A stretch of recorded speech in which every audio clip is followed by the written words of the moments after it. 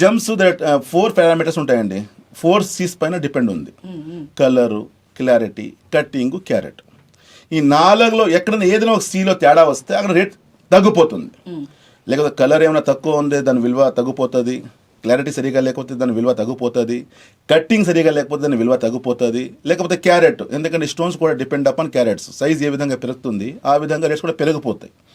So అక్కడ క్యారెట్స్లో తగ్గు కానీ లేకపోతే కలర్లో కానీ క్లారిటీలో కానీ కట్టింగ్ తేడా ఉంటే అక్కడ తక్కువ ఉంటుంది. ఇక్కడ జాతి రత్నాలకి ఒక వాల్యూ ఉంటుంది, కానీ ఇక్కడ తెలియచేయాలంటే there is no MRP and gems. అంటే ఒక రత్నాలకి ఎలా ఉందంటే దీంట్లో ఎంఆర్పి లేదు, అది ఒక పెద్ద బ్యాక్ డ్రాప్ అనుకోవచ్చు మా మార్కెట్లో. సో అక్కడ జనాలు మోసం పోతున్నారు, ఎందుకంటే ఇష్టం వచ్చా వాళ్ళు అమ్మేస్తున్నారు.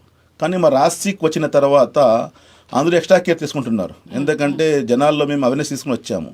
జాతి రత్నాలు ఉన్నా కూడాను మేము తక్కువ విలువ మేము కొనవచ్చు, ఎందుకంటే డైరెక్ట్ ఫ్రమ్ మైన్స్ ఉంటే దాని విలువ తగ్గిపోతుంది. ఇప్పుడు మధ్యవర్తి ఏమైనా ఉంటే కమిషన్స్ వాళ్ళకి ఇంత పర్సంటేజ్ వాళ్ళకి ఇంత పర్సంటేజ్, ఇప్పుడు మార్కెట్ ఎలా అయిపోయిందంటే వాళ్ళకి చేతికి వచ్చారు సామాన్య షోరూమ్ ఉంది కదా, షాప్ ఉంది కదా, వాళ్ళ చేతికి రావాలంటే దాదాపు ఒక 20 చేతులు మారిపోతాయి. అక్కడ ఎవరో కొని ఉంటారు, అక్కడి నుంచి ఒకరు బయ్యారు ఉంటారు, మళ్ళీ ఒకటి మధ్యలో వాళ్ళు ఏజెంట్స్ ఉంటారు, మళ్ళీ అక్కడి నుంచి అక్కడి నుంచి అక్కడ 20 చేతులు అంతా దాటిన తర్వాత ఈ చేతికి వస్తుంది. కానీ మా రాశి ఎగ్జామ్స్లో ఎలా ఉందంటే డైరెక్ట్ మెన్స్ టు మ్యాన్, ఎలాంటి మధ్యవర్తి కాకుండా. సో మా ఫ్యామిలీ మాకు పెద్ద సంపద అంటే ఇదండి, దిస్ ఈజ్ అవర్ అసెట్ చెప్పవచ్చు మేము. ఎందుకంటే మా పూర్వీకులు మైన్స్ తీసుకొని ఆ మైన్స్లో రాళ్ళు తీసి రతనాలు మార్కెట్ తీసుకుని వచ్చారు. ఆ ఫ్యామిలీగా పట్టి ఇవాళ రోజుల్లో కూడా మార్కెట్లో మాకు ప్రపంచవ్యాప్తంగా గ్రిప్ ఉంది. సో మేము ఎక్కడ వెళ్ళినా కూడాను మాకు డైరెక్ట్గా మైన్స్ ఇచ్చి రత్నాలు వచ్చేస్తాయి. సో ఆ విధంగా మేము తక్కువ రత్నాలు ధరలో వాళ్ళకి ఇస్తున్నాం, అది కూడా జాతీయ రత్నాలు.